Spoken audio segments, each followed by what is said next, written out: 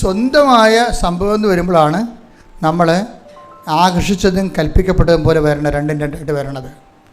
ചില കാര്യങ്ങൾ ദൈവത്തിൻ്റെ പേരിൽ ദൈവഹിതം പോലെ നമ്മൾ ദൈവത്തിൻ്റെ മകൻ മകൾ എന്ന രീതിയിൽ ദൈവരാജ്യത്തിന് വേണ്ടിയും സഭയ്ക്ക് വേണ്ടിയും ചില വിഷയങ്ങൾ നമ്മൾ ദൈവം കൽപ്പിച്ചതുപോലെ നമ്മൾ ഏറ്റെടുക്കും. അതാണ് ഏൽപ്പിച്ച ജോലി എന്ന് പറയണത്. കർത്താവ് പറഞ്ഞില്ലേ, പിതാവേ അങ്ങ് എന്നെ ഏൽപ്പിച്ച ജോലി ഞാൻ പൂർത്തിയാക്കിയില്ലല്ലോ. വിശ്വസ്തത കാണിച്ചതിനാണ് ഈശോ അങ്ങനെ പറഞ്ഞത്. ഈശോ പൂർത്തിയാക്കിയില്ല നമുക്കറിയാമല്ലോ. 10 ദിവസമൊക്കെ ഓരോരുത്തരും എത്തിയിട്ടില്ല, ജസ്റ്റ് ഒറ്റിക്കൊടുക്കാൻ പോണതേ ഉള്ളൂ. അവരുടെ ജീവിതം തീർന്ന് ഇനി വരാൻ പോണ ഈ കർത്താവിൻ്റെ ഗെത്സമനി പ്രാർത്ഥനയ്ക്ക് ശേഷം ഉണ്ടാകാൻ പോകുന്ന ബോംബ് പൊട്ടലെന്ന് പറയുന്നത് വല്ലാത്ത ബോംബ് പൊട്ടലാണ്. എന്താണ്? 10 ദിവസം തള്ളി പറയാൻ പോകുന്നു, യുവദാസ് ഒറ്റി കൊടുക്കാൻ പോണ്, മർക്കോസ് തുണിയില്ലാണ്ട് ഓടാൻ പോണ്, എന്തെല്ലാം പരിപാടികളാണ് വരാൻ പോണത്. എന്നിട്ട് പറയും, ഈശോ പറയും ഏൽപ്പിച്ച ജോലി ഞാൻ പൂർത്തിയാക്കിയെന്ന്. ഈ കലാപരിപാടിയൊക്കെ നടക്കുമെന്ന് ഈശോയ്ക്ക് അറിയാം. പക്ഷേ ഈശോയെ സംബന്ധിച്ചിടത്തോളം എന്തെല്ലാം നടന്നാലും ഈശോ ഏറ്റെടുത്ത ജോലി അവസാന നിമിഷം വരെ വിശ്വസ്തതയാണ് ചെയ്തത്. ഫിഡേലിറ്റി ആയിട്ട് ചെയ്യുന്നതാണ് പൂർത്തിയാക്കുക എന്ന് പറയണത് ഈശോയുടെ. അപ്പോൾ നമ്മളെ സംബന്ധിച്ചിടത്തോളം ഉടമ്പടിയെ സംബന്ധിച്ചിടത്തോളം നിങ്ങൾ ഒരു ഉഡായിപ്പ് ജീവിത ഉടമ്പടിയായിട്ട് മുന്നോട്ട് കൊണ്ടുപോകരുത്. മറിച്ച് ചെയ്യുന്ന അത്രയും കാര്യങ്ങൾ വിശ്വസ്തയോടെ അങ്ങോട്ട് ചെയ്യണം. അപ്പോൾ ഉടമ്പടി പൂർത്തിയായതിന് തുല്യമായിരിക്കും. പ്രാർത്ഥിക്കുക, കർത്താവ് ദൈവമേ, ഉടമ്പടി വിശ്വസ്തയോടെ അവസാന നിമിഷം വരെ പാലിച്ചുകൊണ്ട് ഉടമ്പടി പൂർത്തീകരിച്ച് ജീവിക്കുവാൻ പ്രത്യേക അഭിഷേകം നൽകണമേ. സ്തുതിക്കട്ടെ, ഹല്ലേലൂയ.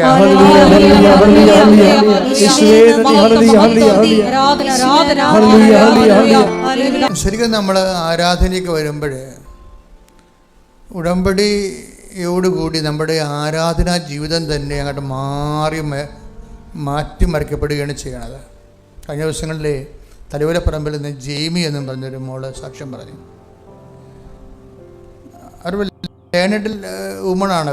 അവരുടെ സാക്ഷ്യങ്ങൾ വളരെ ചിട്ടയായിട്ട് അഭിഷേകസ്നിഗ്ധമായിട്ടാണ് പറയണത്. അവർ പറഞ്ഞത്,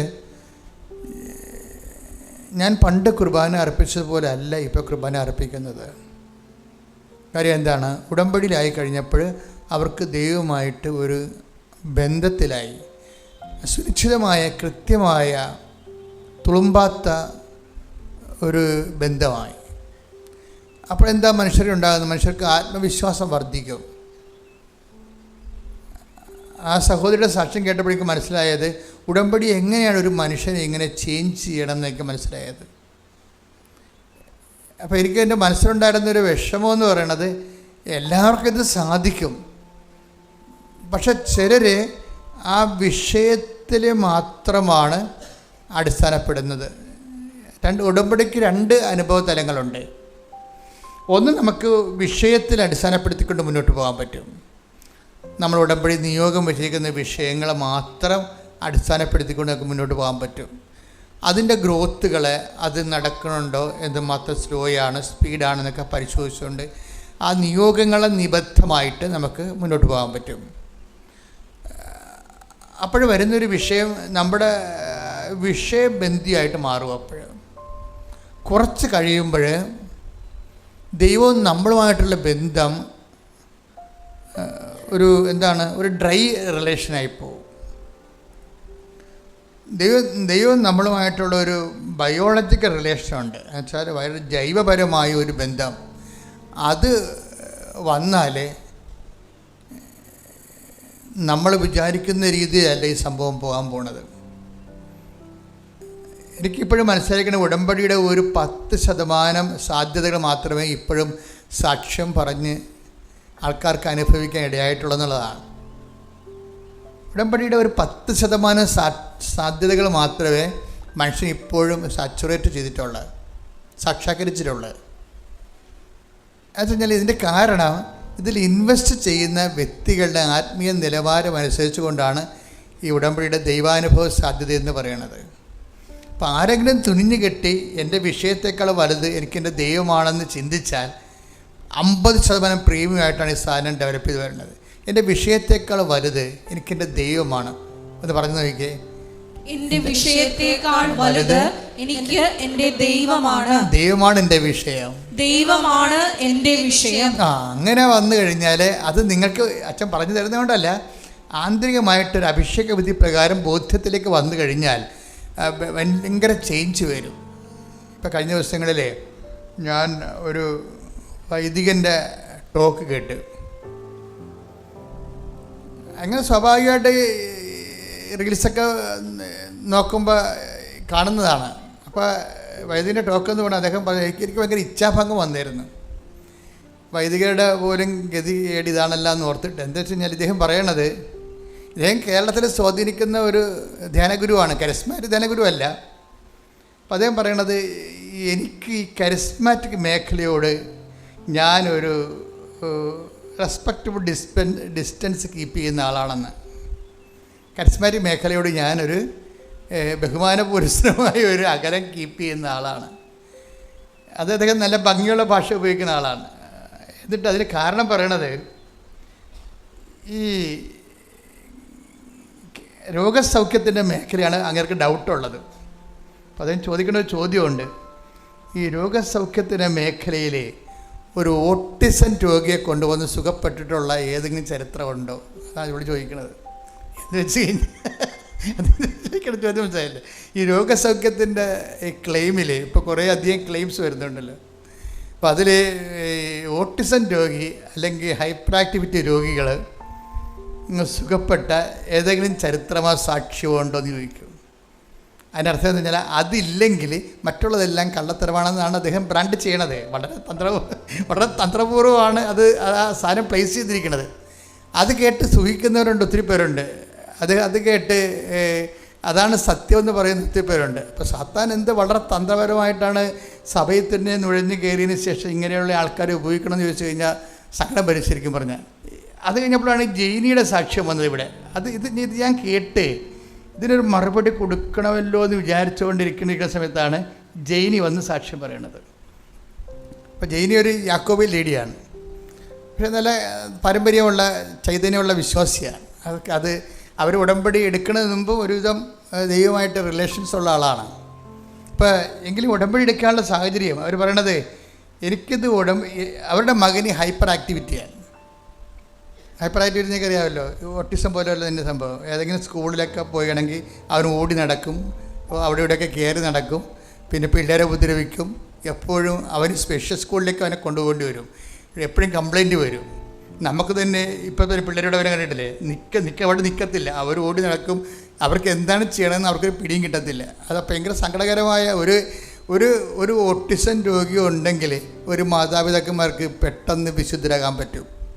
എനിക്കങ്ങനെയാണ് മനസ്സിലായത്. ഒരു ഓട്ടിസം രോഗി നമ്മുടെ വീട്ടിലുണ്ടെങ്കിൽ ആ മാതാപിതാക്കന്മാർക്ക് അല്പം ശ്രദ്ധിച്ചാൽ, ഇപ്പോൾ ഇന്ന് 7-ാം തീയതി, ഇത് റെക്കോർഡ് ചെയ്യുന്ന ദിവസം 7-ാം തീയതി, ഇന്ന് കാർലോ അക്വിറ്റസിനെ പരിശുദ്ധ പിതാവ് ദിവ്യകാരുണ്യ മധ്യസ്ഥനായിട്ട് ഇന്ന് വിശുദ്ധനായിട്ട് പ്രഖ്യാപിക്കുന്ന ദിവസമാണ്. ഒന്ന് കൈയടിച്ച് ശ്രീകൾ. അക്വിറ്റസിൻ്റെ 15 വയസ്സേ ഉള്ള ആളിനെ, 15 വയസ്സേ ഉള്ളൂ. മിലാനെന്നാണ് മിലാനിലാണ് അദ്ദേഹം ജനിച്ചത്. അപ്പോൾ ആ 15 വയസ്സുള്ള സമയത്ത് തന്നെ ആളിനെ നല്ല ആദ്യമേ തന്നെ ദിവ്യകാരുണ്യത്തോട് ഭയങ്കര ആഭിമുഖ്യമാണ്, ദിവ്യകാരുണ്യത്തോട്. അപ്പോൾ നമ്മൾ ഈ ദിവ്യകാരുണ്യത്തോട് പലതരത്തിലുള്ള ബന്ധങ്ങൾ നമുക്ക് സാധ്യമാണ്. വളരെ ഒരു ഫ്രണ്ട്ലി റിലേഷൻസ് സാധ്യമാണ്. പിന്നെ ഒരു അദമ്യമായ അഭിഷേക ദൈവോന്മുഖ മിസ്റ്റേരിയം ട്രാൻഷൻ എന്ന് പറഞ്ഞ ദൈവത്തിനടുത്ത ഭയം തോന്നിപ്പിക്കുന്ന റിലേഷൻസ് നമുക്ക് സാധ്യമാണ്. അതുപോലെ തന്നെ വളരെ അഭിഷേകസിദ്ധമായിട്ടൊരു ആരാധനാപൂർവമായ സാക്ഷ്യവും ഒരു ലവ് ദൈവസ്നേഹത്തിൻ്റെ തന്നെ ഏറ്റവും സ്പർശ്യമായ ഒരു മൗന മനനധ്യാനത്തിനും കണ്ടംപ്ലേഷനും ഒക്കെ ദിവ്യകാരുണ്യം വല്ലാത്ത സാധ്യതകളാണ് ആരാധന ലോകത്തുണ്ടാക്കിയത്. അപ്പോൾ അക്വിറ്റസിന് ഈ ആരാധനയോട് ഭയങ്കര കമ്പമാണ് ദിവ്യകാരുണ്യം. അക്വിറ്റസിൻ്റെ ഹോബി എന്ന് പറഞ്ഞതെന്ന് വെച്ച് കഴിഞ്ഞാൽ കമ്പ്യൂട്ടർ ഒരു വെബ്സൈറ്റ് ഉണ്ടാക്കി വെച്ചിട്ടുണ്ട്, തന്നെത്താൻ ഉണ്ടാക്കിയതാണ്.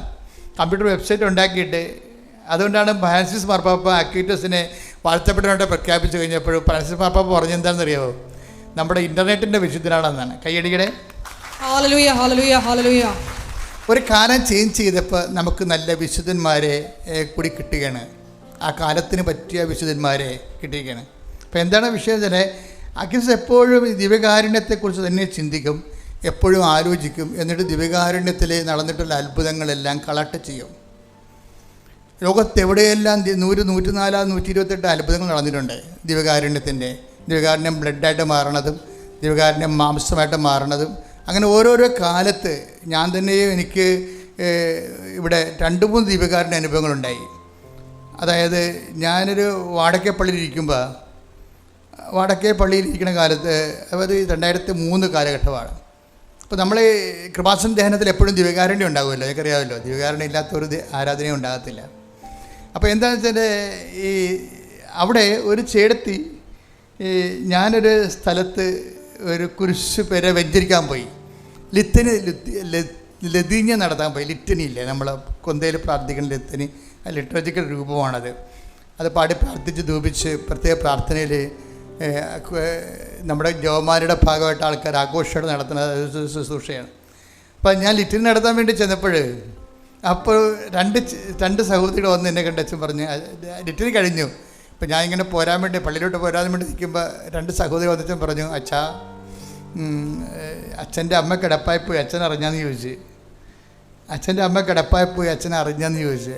അപ്പോൾ എനിക്കാണെങ്കിൽ ആരെയാണ് ഉദ്ദേശിക്കണമെന്ന് പിടിയില്ല. ഞാനെല്ലാം വെച്ചെന്നാണ് എല്ലാവരെയും വിളിക്കണത്, പ്രായമുള്ളവരെല്ലാവരും. അപ്പോൾ ആരെയും ഉദ്ദേശിക്കണമെന്ന്. അപ്പോൾ ഞാനത് അവരെ ഞാൻ അറിയത്തില്ലെന്ന് പറയണത് അവർക്കൊരു ക്ഷീണമല്ലേ. അതുകൊണ്ട് ഞാൻ മിണ്ടാതെ അവരുടെ കൂടെ പോയി, അവിടെ വീട്ടിലോട്ട് പോയപ്പോഴുണ്ടല്ലോ ഒരു വലിയ, അതായത് ഞാൻ എപ്പോഴും കുർബാന കഴിഞ്ഞിട്ട് ഇരുന്ന് പ്രാർത്ഥിക്കുന്ന ഒരു സ്ഥലമുണ്ട്. എല്ലാ കുർബാനയും കഴിഞ്ഞിട്ട് കുർബാന കഴിയുമ്പോൾ നന്ദി പ്രകാശിപ്പിക്കാൻ വേണ്ടി ഇരിക്കണ ഒരു ചെയർ അവിടെ ഉണ്ട്, ഒരു തൂണുണ്ട് ആൾത്താരുടെ വാതിക്കൽ. ആൾത്താരുടെ വാതിക്കലുള്ള തൂണിൻ്റെ അടുത്ത് ഒരു കസേര ഇട്ടിട്ടുണ്ട്. അപ്പോൾ എനിക്കിരിക്കാൻ വേണ്ടി അവിടെ. അപ്പോൾ ഞാൻ കുർബാന കഴിയുമ്പോൾ അവിടെ പോയി ഇരിക്കും. അപ്പോൾ ഈ അമ്മച്ചി അവിടെ ഉണ്ടാവും. അപ്പോൾ അമ്മച്ചി അവിടെ ഉണ്ട്. അമ്മച്ചിയെ കസേരയുടെ അരിയിലാണ് മുട്ട് കുത്തുന്നത്. അപ്പോൾ ഞാൻ അവിടെ പോയി ഇരിക്കുമ്പോൾ എൻ്റെ പ്രാർത്ഥന കഴിയുമ്പോൾ ഞാൻ അമ്മച്ചിയോട് വല്ല കുശലമൊക്കെ ചോദിക്കും, വീട്ടിലെ വിശേഷമൊക്കെ ചോദിക്കും. അപ്പോൾ അമ്മച്ചി എന്നെ മകനായിട്ടാണ് കണ്ടിരിക്കുക, വീട്ടിൽ കൊണ്ട് അവതരിപ്പിച്ചിരിക്കുന്നത് അങ്ങനെയാണ്. പക്ഷേ ആൾ പെട്ടെന്ന് പ്രഷർ അടിച്ച് വീണുപോയി. ആളെ 10-70 വയസ്സുണ്ടേ. നടന്ന് കുർബാനയ്ക്ക് വേണ്ടി എല്ലാ ദിവസവും വരും. കുർബാനയ്ക്ക് വേണ്ടി എല്ലാ ദിവസവും ഞാൻ 5:30 പള്ളി ചെല്ലുമ്പോൾ ഇവരുണ്ടാവും അവിടെ. അതേത് മഴയായാലും ശരി, ഏത് മഴയായാലും എന്ത് മഞ്ഞായാലും ശരി, 5:30 ഞാൻ പള്ളിയിൽ ചെല്ലുമ്പോൾ ഇവരുണ്ടാകും അവിടെ. അവർ ഒറ്റക്കാണെങ്കിലും വീട്ടിൽ നിന്ന് കുറച്ച് അവിടെ വീട്ടിൽ നിന്ന് പള്ളിയിലോട്ട് നടന്ന് പോരണേ കുറേ പോരണമേ, പട്ടിക്കൊക്കെ പിടിക്കും മിക്കവാറും ഉച്ചയ്ക്ക് എന്ത് വെളുപ്പിനൊക്കെ ആണെങ്കിൽ. എങ്കിലും അവർ ആ സമയത്തുണ്ടാവും. അപ്പോഴും എനിക്കത് ഭയങ്കര വിഷമമായി. കാര്യം എന്ന് വെച്ച് കഴിഞ്ഞാൽ ഞാൻ അറിഞ്ഞില്ല ഇവരെ ഈ ദിവസം കാണാത്തൊന്നും ഞാൻ പല തിരക്കിപ്പെട്ടത് കാരണം അവർ വന്നോ പോയോ ഒന്നും ഞാൻ അറിയണില്ലല്ലോ. ആളെ കണ്ടപ്പോൾ എനിക്ക് വിഷമം തോന്നി. അപ്പോൾ ഞാനെന്ത് വെച്ച് കഴിഞ്ഞാൽ ഞാൻ ഉടനെ പറഞ്ഞ് കുർബാന കൊടുക്കാൻ പറ്റുമോ അച്ഛന്ന് അവർ പിള്ളേരോട് ചോദിച്ചു. മരുമക്കളാണ്. അപ്പോൾ കുർബാന കൊടുക്കാൻ പറ്റാൻ അവർക്ക് ആളിന് വലിയ ബോധമില്ല. വലിയ ബോധമില്ല, ബോധമേ ഇല്ല. അതാണ് കാര്യം. പ്രഷർ അടിച്ചിട്ട് ഈ ഭക്ഷണമൊക്കെ ട്യൂബിലൂടെയാണ് കൊടുക്കണതേ. അപ്പോൾ ആളിന് ബോധമേ ഇല്ല. പക്ഷേ എനിക്ക് ഭയങ്കര സങ്കടം. എന്താ കാര്യം വെച്ചാൽ ഇവർ ഇങ്ങനെ മരിച്ചു പോവുകയാണെങ്കിൽ ഇത്രയും കുർബാനയെന്ന് പറഞ്ഞ് കെട്ടിപ്പിടിച്ച് ജീവിച്ചിട്ട് അവസാനം കുർബാന സ്വീകരിക്കാതെ മരിക്കേണ്ട അവസ്ഥ വന്നാലും അതും ഒരു ലോജിക്കല്ല. അപ്പോൾ ഞാൻ പറഞ്ഞു, എന്തായാലും ശരി, ഇവർക്കല്ലേ ബോധമില്ലാതുകൊണ്ട് ഈശോയ്ക്ക് ബോധമുണ്ടല്ല. ഞാൻ അങ്ങനെ ചിന്തിച്ചത്, പ്രാക്ടിക്കലായിട്ട് ചിന്തിച്ചത്. അപ്പോൾ ഞാൻ ചെന്ന് മഠത്തിൽ പോയി കുർബാന എടുത്തുകൊണ്ട് വന്നു. അപ്പോൾ കുർബാന ഒന്നും നമുക്ക് കൊടുക്കാൻ പറ്റത്തില്ല, കുർബാന ഇറങ്ങത്തില്ല. അതുകൊണ്ട് ഞാനീ നഖത്തോളം ഉള്ള വീതിയിൽ തരിയിലാണ് കുർബാന എടുത്തത്. ഇത്തിരി ചെറിയ, അത് വളരെ ഒരു ചെറിയ ചെറിയ ഒരു കഷ്ണം, കണ്ണിന് പിടിക്കാവുന്ന രീതിയിലുള്ള ഒരു കഷ്ണം എടുത്ത് കൊണ്ടുവന്നു. കാര്യം ഈ ട്യൂബിലൂടെ വായിലൂടെ ബോധമില്ലാത്ത ആളിൻ്റെ വായിൽ ഇതുകൊണ്ട് വെച്ചാൽ അവർ ഇറക്കത്തില്ല. ഇവിടെ എല്ലാം ഇങ്ങനെ മരവിച്ചിരിക്കുക, ഇറക്കത്തില്ല. അപ്പോൾ എന്ത് ചെയ്യുമെന്ന് വെച്ച് കഴിഞ്ഞാൽ ഞാൻ ആ കുർബാന എല്ലാ പ്രാർത്ഥനകളും മുട്ടതെന്ന് വൃത്തിയായിട്ട് ചെല്ലിയതിന് ശേഷം ഒരു ടീസ്പൂൺ എടുത്തിട്ട് അതിൽ ചൂടുവെള്ളം ആറ്റിയെടുത്ത് അല്പം, എന്നിട്ട് ഈ തരിയുള്ള കുർബാന പ്രാർത്ഥിച്ച് അതിൽ അരച്ച് അതിൽ കലക്കി ആ വെള്ളത്തിൽ. എന്നിട്ട് ഈ വെള്ളമാണ് ഞാൻ ഇവർക്ക് ഒഴിച്ചു കൊടുക്കുന്നത്. എന്തിനാണ്? നിത്യശാന്തി പ്രാർത്ഥനയുടെ ഭാഗമായിട്ട് ഒഴിച്ചു കൊടുക്കുന്നതാണ് ഇവർക്ക്. കാര്യം ഇവർ കുർബാനയ്ക്ക് വേണ്ടി അത്രയും ഈശോയുമായിട്ട് ബന്ധമുണ്ടായിരുന്ന ആളാണ്. കുർബാന സ്വീകരിക്കാതെ ഇവർ പിരിഞ്ഞു പോകുമ്പോൾ നമുക്കുണ്ടാകുന്നൊരു സങ്കടമുണ്ട്. അതുകൊണ്ട് അങ്ങനെ വരാതിരിക്കാൻ ഈ കുർബാന ഇവർക്ക് കൊടുക്കുന്നത്. ഞാൻ കുർബാന കൊടുത്തിട്ട് പോന്ന് ഈ ആത്മാവിനെ ഈശോയ്ക്ക് ഏൽപ്പിച്ച് പോന്ന് ഒരു 4 ദിവസം കഴിഞ്ഞപ്പോഴുണ്ട് ഈ ചേടത്തി വന്ന് അൾത്താറേ നിൽക്കണം. Hallelujah hallelujah hallelujah. അതാണ് കുർബാന എന്ന് പറയുമ്പോൾ. അതാണ് കുർബാന. നമുക്കൊന്നും വിധി കൽപ്പിക്കാൻ പറ്റത്തില്ല. അനന്തമായ സാധ്യതയാണ് കുർബാന എന്ന് പറയുന്നത്. വിഷമിഷയ്ക്ക് സ്തുതിയായിരിക്കട്ടെ. എൻ്റെ പേര് ലിൻഡ മനോജ്, എളമക്കരയിൽ നിന്നാണ് വരുന്നത്. ഹസ്ബൻഡിൻ്റെ പേര് മനോജ്, മകളുടെ പേര് നിവിന. ഞാൻ എൻ്റെ ജീവിതത്തിൽ കിട്ടിയ വലുതും ചെറുതുമായ അനുഗ്രഹങ്ങളെ പറ്റിയുള്ള സാക്ഷ്യമാണ് ഇവിടെ പറയാനായിട്ട് പോകുന്നത്. ആദ്യമായിട്ട് എനിക്കൊരു വീട് വെക്കണമെന്നുള്ളൊരു അതിയായ ആഗ്രഹം ഉണ്ടായിരുന്നു. അതിന് വേണ്ടിയിട്ട് നിരന്തരം പ്രാർത്ഥിക്കുകയും ചെയ്തിട്ടുണ്ടായിരുന്നു. പക്ഷേങ്കിൽ ഓരോ പേപ്പർ മൂവ് ചെയ്യുമ്പോഴും എനിക്ക് കൂടുതലായിട്ട് തടസ്സങ്ങളാണ് നേരിടേണ്ടി വന്നത്. അപ്പോൾ എൻ്റെ അനിയത്തിയാണ് എന്നോട് പറഞ്ഞത്, ഇവിടെ കൃപാസനം എന്നുള്ളൊരു മാതാവുണ്ട്, അവിടെ ചെന്ന് ഉടമ്പടിയെടുത്ത് പ്രാർത്ഥിക്കുകയാണെങ്കിൽ നമ്മുടെ എല്ലാ കാര്യവും സാധിച്ചു കിട്ടും, അത്രയും അനുഗ്രഹമുള്ള മാതാവാണ് എന്ന് എന്നോട് പറഞ്ഞു. അപ്പോൾ ഞാൻ ആദ്യം അത് തിരസ്കരിക്കുകയാണ് ചെയ്തത്. കാരണം മാതാവ് എല്ലായിടത്തും ഒരുപോലെ ഉണ്ടാവുന്നതാണ്. അപ്പോൾ എനിക്ക് അത് അത്ര അങ്ങോട്ട് ഉൾക്കൊള്ളാൻ പറ്റില്ല. എങ്കിലും എൻ്റെ അമ്മയുടെയും അനിയത്തിയുടെയും നിർബന്ധപ്രകാരം ഞാനിവിടെ പള്ളിയിൽ വന്ന് ഉടമ്പടി എടുത്ത് പ്രാർത്ഥിച്ചു, നിയോഗം എഴുതിയിട്ട്. എന്നിട്ട് തിരികെ വീട്ടിൽ ചെന്ന് പ്രാർത്ഥനയിലും ഉടമ്പടി പ്രാർത്ഥനയിലൊക്കെ ഭക്തിപൂർവ്വം ആരംഭിച്ച് പോന്നു. ഒരു ദിവസം 2019 ആണ്ടിലാണ് ഞാനിവിടെ നിന്ന് ഉടമ്പടി എടുക്കുന്നത്, മാർച്ചിൽ. ആ ദിവസം വന്ന് പ്രാർത്ഥിച്ച് പോയതിൻ്റെ ശേഷം മാർച്ച് 26 സന്ധ്യാപ്രാർത്ഥന എത്തിച്ചുകൊണ്ടിരിക്കുന്ന സമയത്ത് എനിക്ക് മാതാവിൻ്റെ രൂപത്തിൻ്റെ ബാക്കിലായിട്ട് ഒരു മാതാവിൻ്റെ ഷെയ്ഡ് പോലെ ഞാനിങ്ങനെ കണ്ടു. അപ്പോൾ വീട്ടിൽ എൻ്റെ അനിയത്തിയും അമ്മയും എല്ലാവരും ഉണ്ടായിരുന്നു. അപ്പോൾ എല്ലാവരോടും ഞാൻ പറയുന്നുണ്ട്, നിങ്ങൾക്ക് കാണാൻ പറ്റുന്നുണ്ടോ എന്ന് വെച്ചപ്പോൾ അവരൊക്കെ പറഞ്ഞ് നിനക്ക് തോന്നണതാന്ന് പറഞ്ഞ്. പിന്നെ ഞാൻ കണ്ണെടുക്കും, വീണ്ടും കണ്ണ് തുറക്കും. അപ്പോഴൊക്കെ മാതാവിൻ്റെ രൂപം ഇങ്ങനെ ഷെയ്ഡ് പോലെ ഇങ്ങനെ തെളിഞ്ഞ് കൂടുതലായിട്ട് കാണാനായിട്ട് സാധിച്ചു. അപ്പോൾ എനിക്ക് മനസ്സിലായി മാതാവിൻ്റെ കൂടെയുണ്ട്. അങ്ങനെ വിശ്വാസപൂർവ്വം എല്ലാ ദിവസവും മുടങ്ങാതെ പ്രതീക്ഷിക്കുന്ന പ്രാർത്ഥന രാവിലെ 5:30 എഴുന്നേറ്റ് പ്രാർത്ഥിച്ച് എല്ലാം അങ്ങനെ ചെയ്തു പോകുന്നതിൻ്റെ ഫലമായിട്ട് സെപ്റ്റംബർ മാസം പരിശുദ്ധ മാതാവിൻ്റെ ജനന തിരുനാളിനോടനുബന്ധിച്ച് എനിക്ക് പുതിയ ഭവനത്തിലേക്ക് കയറാനായിട്ട് സാധിച്ചു. ഇത് മാതാവിൻ്റെ വലിയ അനുഗ്രഹമാണെന്ന് ഞാനും എൻ്റെ കുടുംബവും ഉറച്ചു വിശ്വസിക്കുന്നു. അതുപോലെ ഇനി രണ്ടാമത്തെ സാക്ഷ്യം എന്ന് പറയുന്നത് മോൾക്ക് കിട്ടിയ വലിയ അനുഗ്രഹത്തെ പറ്റിയാണ്. ഡിസംബർ മാസം, അതായത് 2019 ഡിസംബർ മാസം ഒരു 14 തീയതി ആയപ്പോഴത്തേക്കും മോൾക്ക് ശക്തമായ പനിയൊക്കെ വന്നിട്ടുണ്ടായിരുന്നു. അപ്പോൾ അടുത്തുള്ള ഹോസ്പിറ്റലിൽ സെൻറ്റ് ജോസഫ് ഹോസ്പിറ്റൽ മഞ്ഞുമൽ ചെന്ന് കാണിച്ചപ്പോൾ തിരിച്ച് വന്ന് മരുന്നും മെഡിസിനൊക്കെ മേടിച്ച് തിരിച്ച് വന്നപ്പോഴത്തേക്കും ആൾക്കൊരു ചെറിയ രീതിയിൽ ആക്സിഡൻറ്റ് വന്നപ്പോൾ ചെറുതായിട്ട് കാലൊന്ന് ഇഞ്ചുറി പറ്റുകയോ ചെയ്തത്, വേറെ വലിയ പ്രശ്നമൊന്നും ഉണ്ടായില്ല. എന്നിരുന്നാലും അതിന് ട്രീറ്റ്മെൻറ്റ് എടുക്കാൻ വേണ്ടിയിട്ട് വീണ്ടും ഹോസ്പിറ്റലിൽ ചെന്നപ്പോൾ ആക്സിഡൻ്റ് ഒരു പേഷ്യൻറ്റിനെ നേരിൽ മോള് കണ്ടു. അതേ തുടർന്ന് കുട്ടിക്ക് പിറ്റത്തെ ദിവസം മുതൽ, അതായത് പോകെ പിന്നെ കുട്ടിയുടെ മാനസികാവസ്ഥ വളരെ മോശമായി, ബിഹേവിയർ മോശമായി, മിണ്ടുന്നില്ല, സംസാരിക്കുന്നില്ല, ഭക്ഷണം കഴിക്കുന്നില്ല, വെറുതെ ഇരുന്ന് ചിരിക്കുന്നു, വായ ഇങ്ങനെ ഒരു വശത്തേക്ക് കൂടിപ്പോകുന്നു. അപ്പം ഞങ്ങൾക്കും ആകെ ടെൻഷനായി. എന്നിട്ട് പിന്നീട് ഒരു ഡിസംബർ മാസം 27 തീയതി ആയപ്പോഴത്തേക്ക് പെട്ടെന്ന് മോക്കൊരു ഫിറ്റ്സ് പോലെ വരികയാണ് ചെയ്തത്.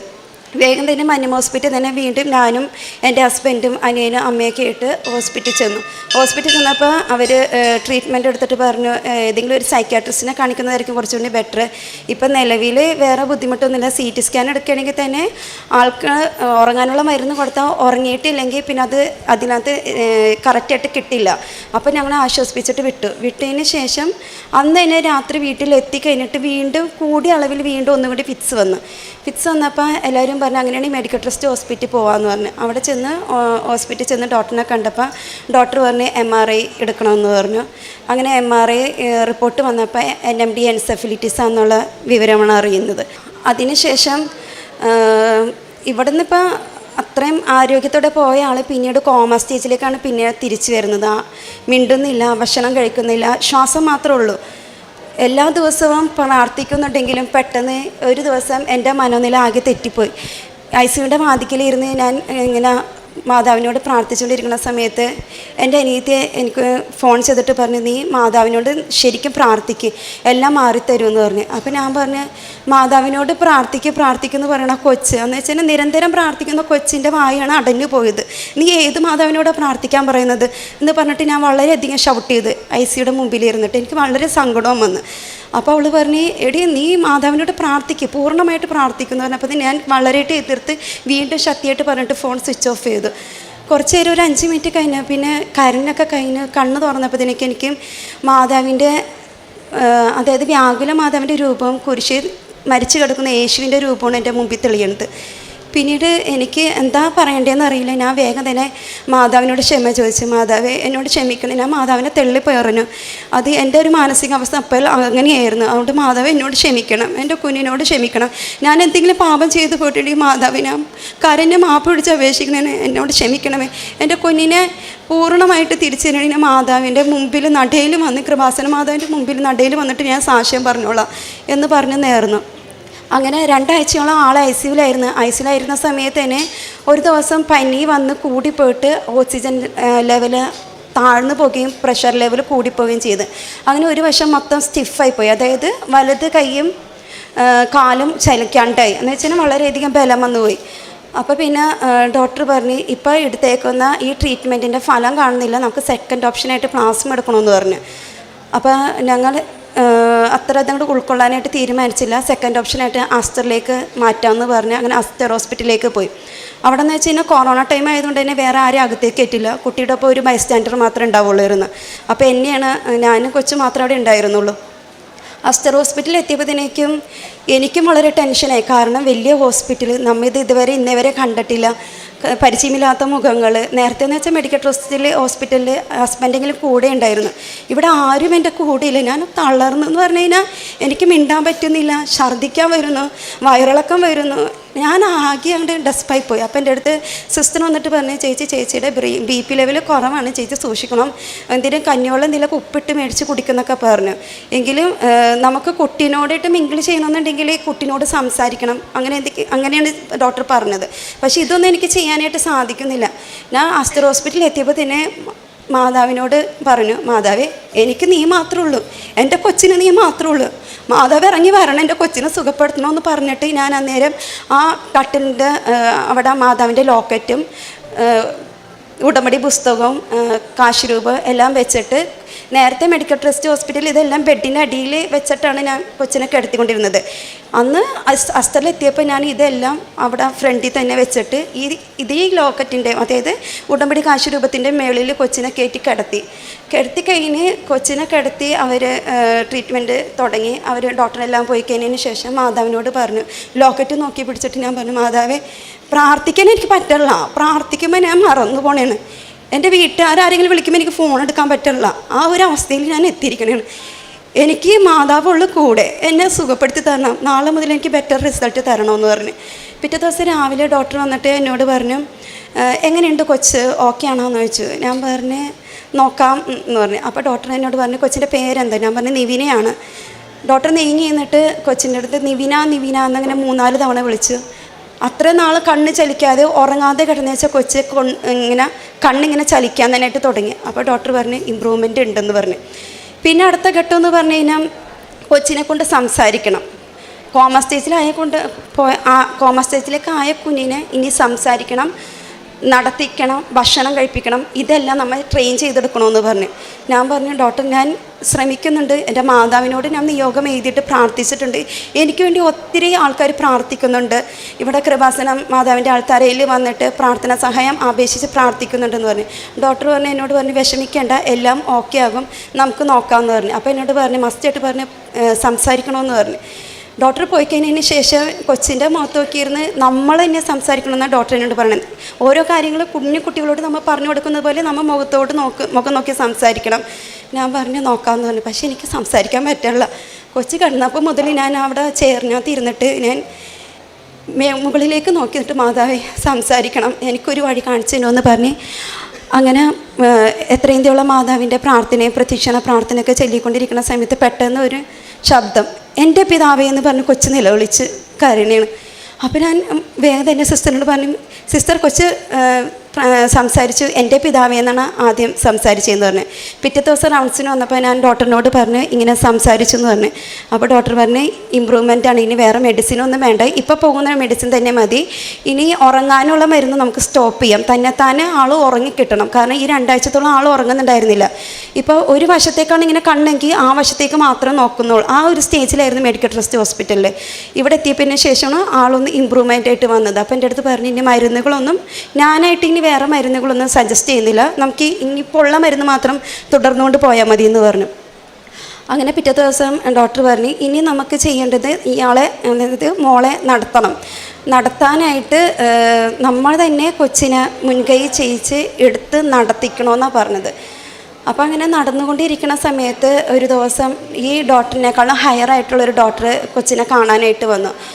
അപ്പോൾ ഡോക്ടർ ഈ നിവിനയുടെ എല്ലാ ട്രീറ്റ്മെൻറ്റും കാര്യങ്ങളും അസുഖങ്ങളും എല്ലാം ഈ ഹയർ ഡോക്ടറിനോട് പറഞ്ഞിട്ടുണ്ടായിരുന്നു. അപ്പോൾ ഈ ഡോക്ടർ എന്നെ കണ്ടപാടെ ചോദിച്ച് കൊച്ചിൻ്റെ കഴുത്തേ കിടക്കണം എന്താണെന്ന് ചോദിച്ചു. ഞാൻ പറഞ്ഞു ഇത് മാതാവിൻ്റെ കൊന്തയാണ്, ഞങ്ങൾ ഈശ്വരവിശ്വാസികളായതുകൊണ്ട് തന്നെ മാതാവിൻ്റെ കൊന്ത ഇടുന്നുണ്ട്, ഞങ്ങൾക്ക് അതിൽ വിശ്വാസമാണെന്ന് പറഞ്ഞു. അപ്പോൾ എൻ്റെ അടുത്ത് പറഞ്ഞു ഈ ഒരു കൊന്ത മോളുടെ കഴുത്തേ കിടക്കുന്നത് കൊണ്ടാണ് മോളിപ്പോൾ എഴുന്നേറ്റ് നടക്കുന്നത്, വിശ്വസിച്ച് പ്രാർത്ഥിച്ചോളാൻ പറഞ്ഞു എന്നോട്. അങ്ങനെ പിന്നീടുള്ള സ്റ്റേജ് എന്ന് പറഞ്ഞാൽ ഇനി ഭക്ഷണം കഴിക്കണം. ഇത് എല്ലാ ദിവസവും ഞാൻ മാതാവിൻ്റെ കാശിരൂപവും അതുമാത്രമല്ല കൊച്ചിൻ്റെ നെറ്റിയിൽ ഉടമ്പടി തൈലം 3 പ്രാവശ്യം ലേപനം ചെയ്ത് കൊടുക്കും, നാവിൽ 3 പ്രാവശ്യം തേൻ, അങ്ങനെ പ്രാർത്ഥിച്ച് ചെയ്ത് കൊടുക്കുന്നതിൻ്റെ ഫലമായിട്ട് 4ാമത്തെ ദിവസം മുതൽ തന്നെ കൊച്ച് ഭക്ഷണം കഴിക്കാനായിട്ട് തുടങ്ങി. അങ്ങനെ ഒരു 1 വീക്ക് കഴിഞ്ഞപ്പോഴത്തേക്കും അസ്തറിൽ നിന്ന് ഞങ്ങളെ ഡിസ്ചാർജ് ചെയ്തപ്പോൾ ഡോക്ടർ പറഞ്ഞു 3 മാസമുള്ള കൊച്ചിനെയാണ് ഞാൻ കയ്യിലേക്ക് തരുന്നത്. ആ സമയത്ത് ഇവൾക്ക് 7 വയസ്സാണ് ഉണ്ടായിരുന്നത്. ഡോക്ടർ എന്നോട് പറഞ്ഞു 3 മാസമുള്ള കുഞ്ഞിനെയാണ് കയ്യിലേക്ക് തരുന്നത്, ഇതിനെയൊക്കെ നിങ്ങൾ ഇമ്പ്രൂവ്മെൻറ്റ് ചെയ്തെടുക്കണം, ഒരു കുഞ്ഞിനെ എങ്ങനെയാണ് കയ്യിലേക്ക് കിട്ടുന്നത് അതേപോലെ ട്രെയിൻ ചെയ്യിച്ചെടുക്കണമെന്ന് പറഞ്ഞു. അങ്ങനെ ഞാൻ ഡിസ്ചാർജ് ചെയ്ത് വീട്ടിൽ വരുന്ന സമയത്ത് ഞങ്ങളുടെ ഏരിയ എന്ന് പറഞ്ഞു കഴിഞ്ഞാൽ ബുധനാഴ്ച ദിവസം സമ്പൂർണ്ണ ജപമാല ചെല്ലുന്ന ദിവസം, അങ്ങനെ ആ ഏരിയ മൊത്തം ഒരു ഭവനത്തിൽ കൂടി സമ്പൂർണ്ണ ജപമാല ചൊല്ലുന്ന രീതിയാണ് അവിടെ. അപ്പോൾ ബുധനാഴ്ച ദിവസമാണ് ഇവളെ ഡിസ്ചാർജ് ചെയ്ത് വീട്ടിൽ വന്നപ്പോഴത്തേക്കും ഞങ്ങളോട് പറഞ്ഞു നമുക്ക് ഇന്ന് ഉച്ചയ്ക്ക് 2:30 മണിക്ക് സമ്പൂർണ്ണ ജപമാല ചെല്ലാമെന്ന് പറഞ്ഞു. ഞാനും പറഞ്ഞു കുഴപ്പമില്ല എന്നൊക്കെ പറഞ്ഞെങ്കിലും എനിക്കൊരു മനസ്സിലൊരു ഉൾവിളി എന്ന് വെച്ച് കഴിഞ്ഞാൽ കൊച്ചി ഇത്രയും നാൾ ഉറങ്ങാതിരുന്നിട്ട് കൊച്ചു ഉറങ്ങുന്ന സമയം കൂടിയാണ് അത്. അപ്പോൾ ആ സമയത്ത് പ്രാർത്ഥന എത്തിച്ചാൽ എങ്ങനെ അതെനിക്കത്ര ഇതായിട്ട് തോന്നിയില്ല. എങ്കിലും മറ്റ് ചെവിയിൽ എൻ്റെ അടുത്ത് ആരോ പറയുന്നു നീ ഈ പ്രാർത്ഥനയിൽ ഭക്തിപൂർവ്വം കരഞ്ഞ് പ്രാർത്ഥിക്കണമെങ്കിൽ നിൻ്റെ കൊച്ചിനെ ഞാൻ ഇന്ന് ഈ നിമിഷം ഞാൻ സുഖപ്പെടുത്തുമെന്ന് പറയണേ. മറ്റൊരു ചെവിയിൽ നീ വേഗം തന്നെ മേളിൽ പോയി കൊച്ചിനെ കൊണ്ടുപോയി കിടത്തുന്നാണ് പറയണേ. പക്ഷേ എന്ത് തീരുമാനിക്കണമെന്ന് എനിക്ക് ഡിസിഷൻ എടുക്കാൻ പറ്റില്ല. ഒരു 5 മിനിറ്റ് ഞാൻ ആലോചിച്ചിട്ട് ഞാൻ പറഞ്ഞു എൻ്റെ മോളെ കൂട്ടി ഞാനിവിടെ പ്രാർത്ഥന എത്തിക്കാനായിട്ട് ഇരിക്കാമെന്ന് പറഞ്ഞു. അങ്ങനെ പ്രാർത്ഥനയിൽ ഞാൻ കണ്ണീരോടെ എൻ്റെ മോളെയും ഇരുത്തി പ്രാർത്ഥിച്ച് കൊച്ചിൻ്റേതായ ഇറിറ്റേഷൻ കാണിക്കുന്നുണ്ട്. ഞാൻ മാതാവിനോട് പറഞ്ഞു മാതാവെ സുഖപ്പെടുത്തി തരണം. മാതാവ് പറഞ്ഞിട്ട് ഞാൻ മാതാവിൻ്റെ മുമ്പിൽ ഞാൻ ഇരിക്കണം, കാരണം എന്നെ പ്രാർത്ഥിക്കണം, എൻ്റെ കുഞ്ഞിനെ എന്നെ എങ്ങനെയെങ്കിലും സുഖപ്പെടുത്തി തരണമെന്ന് പറഞ്ഞു. ആ പ്രാർത്ഥന കഴിഞ്ഞ ഒരു 5 മണിയൊക്കെ ആയപ്പോഴത്തേക്കും മോള് നടക്കാത്തത് കൊണ്ട് തന്നെ ഹസ്ബൻഡിൻ്റെ ഫാദർ വന്നിട്ട് കൊച്ചിനെ എടുത്തുകൊണ്ട് ഞങ്ങളുടെ അവിടെ വീട്ടിൽ ആടിനെയൊക്കെ വളർത്തുന്നുണ്ട്. അപ്പോൾ ആടിനെ കാണിക്കാൻ വേണ്ടി കൊച്ചിനെ കൊണ്ടുപോകുന്ന സമയത്ത് ഞാനപ്പോൾ ചവറ് കളയാനായിട്ട് പുറത്തേക്ക് പോകണമായിരുന്നു. അപ്പോൾ പെട്ടെന്ന് നോക്കിയപ്പോൾ കൊച്ച് 2 കൈയും കൂടി കൂട്ടിപ്പിടിച്ച് ആടിന് തീറ്റ കൊടുക്കുകയാണ്. അപ്പോൾ ഞാൻ അപ്പച്ചനോടെന്ന് ചോദിച്ചു അപ്പച്ചനാണോ ഈ കൈ കൂട്ടി പിടിപ്പിച്ചത് അല്ലെങ്കിൽ കൊച്ച് തന്നെ പിടിച്ചാണോ എന്ന് ചോദിച്ചു. കാരണം അപ്പച്ചനോട് ഡീറ്റെയിൽ ആയിട്ട് കാര്യങ്ങൾ നമ്മൾ ഇതുവരെ പറഞ്ഞിട്ടില്ല. അപ്പോൾ അപ്പച്ചൻ എന്നോട് പറഞ്ഞു നീ എന്താ അങ്ങനെയൊക്കെ പറയുന്നത്, ഞാൻ തന്നെയാണ് കൊച്ച് തന്നെയാണ് കൈ കൂട്ടിപ്പിടിച്ചതെന്ന് പറഞ്ഞു. ഞാൻ പറഞ്ഞു ഇതേ ഈ പ്രാർത്ഥന കഴിയുമ്പോൾ തന്നെ മാതാവ് അത്ഭുതങ്ങൾ തരുമെന്ന് എന്നോട് പറഞ്ഞിട്ടുണ്ടായി, അതിൻ്റെ ആദ്യത്തെ അത്ഭുതമാണ് ഇതെന്ന് പറഞ്ഞു. പിന്നെ വൈകുന്നേരം ആയപ്പോൾ കൊച്ച് നല്ല രീതിയിൽ സംസാരിക്കാൻ തുടങ്ങി, പിറ്റത്തെ ദിവസം മുതൽ നടക്കാൻ തുടങ്ങി. അങ്ങനെ 1 മാസത്തിനുള്ളിൽ തന്നെ കൊച്ചിന് നല്ല രീതിയിൽ ഇമ്പ്രൂവ്മെൻറ്റ് വരികയും ഡോക്ടർമാർ പറഞ്ഞ് ഇത് മിറാക്കിളാണ്. സാധാരണ ഇങ്ങനെ ഇത്രയുള്ള ഒരു കോമ സ്റ്റേജിൽ നിൽക്കുന്ന കുട്ടി, അതായത് NMD എൻസിഫിലിറ്റിസ് എന്നുള്ള രോഗം 8 മാസം അല്ലെങ്കിൽ 9 മാസം കഴിയുമ്പോഴാണ് കയ്യോ കാലോ അനക്കുന്നത്. ആ അവസ്ഥയിൽ നിന്ന് 1 മാസത്തിനുള്ളിൽ തന്നെ കൊച്ചിന് ഇമ്പ്രൂവ്മെൻ്റ് ആയിട്ടുണ്ടെങ്കിൽ മാതാവിൻ്റെ അനുഗ്രഹമാണെന്ന് പറഞ്ഞു. ഇത് ഞാനും എൻ്റെ കുടുംബവും ഉറച്ച് വിശ്വസിക്കുന്നതാണ് മാതാവിൻ്റെ വലിയൊരു അനുഗ്രഹം തന്നെയാണെന്ന്. പിന്നെ അടുത്ത സാക്ഷ്യം എന്ന് പറയുന്നത് കൊച്ചിൻ്റെ ഇമ്മ്യൂണിറ്റി ലെവൽ താഴ്ന്നിരിക്കുന്നത് കൊണ്ട് തന്നെ രോഗങ്ങളൊന്നും വരാതെ സൂക്ഷിക്കണമെന്ന് ഞങ്ങളോട് പറഞ്ഞിട്ടുണ്ടായിരുന്നു.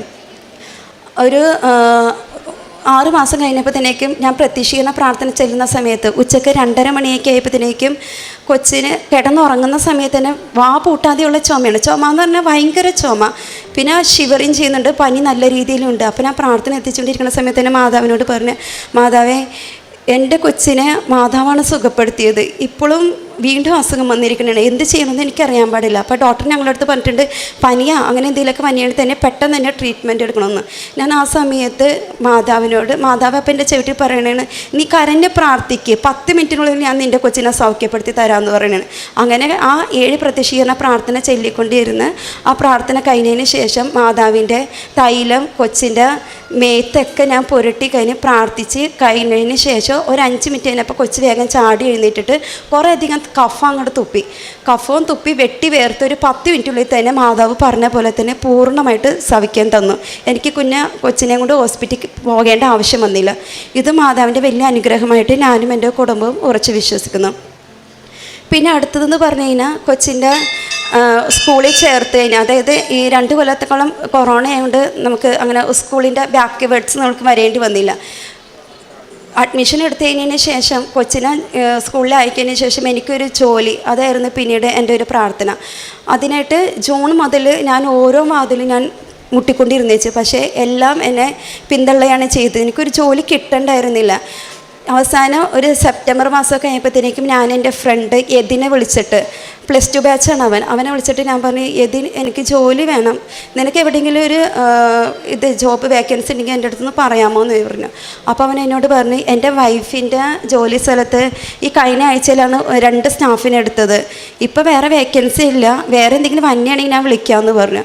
അങ്ങനെ ആ ഫോൺ കട്ട് ചെയ്ത് കഴിഞ്ഞിരിക്കുന്ന സമയത്ത് വേറെ ഒരു ഫ്രണ്ട് വിളിച്ചിട്ട് എന്നോട് പറഞ്ഞു, നിനക്ക് ജോലി ആയോ എന്ന് വെച്ച്. ഞാൻ പറഞ്ഞു ആയിട്ടില്ല, മാതാവിനോട് പ്രാർത്ഥിക്കേണ്ടെന്ന് പറഞ്ഞു.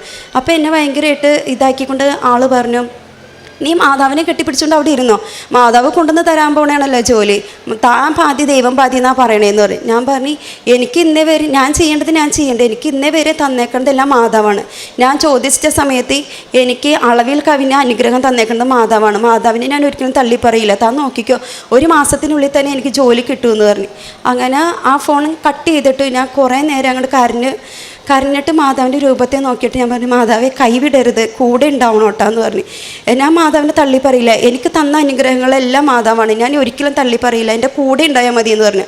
അങ്ങനെ 3-ാമത്തെ ദിവസം യതിൻ വിളിച്ചിട്ട് എന്നോട് പറഞ്ഞു, നീ ആർക്കെങ്കിലും കൂടോത്രം ചെയ്തിട്ടുണ്ടോയെന്ന് വെച്ച്. ഞാൻ പറഞ്ഞു, എന്താ നീ അങ്ങനെയൊക്കെ പറയണേന്ന് വെച്ചപ്പോൾ എന്നോട് പറഞ്ഞു, നേരത്തെ ജോലിക്ക് വന്നിരുന്നേച്ചാൽ 2 വ്യക്തി റിസൈൻ ചെയ്ത് പോയിട്ടുണ്ടെന്ന് പറഞ്ഞു. ഞാൻ പറഞ്ഞു, ആർക്കും കൂടോത്രം ചെയ്തിട്ടില്ല, മാതാവിന് ഒരു കൊട്ടേഷൻ കൊടുത്തിട്ടുണ്ടായി, അതാണ് മാതാവ് ഇടപെട്ടതെന്ന് പറഞ്ഞു.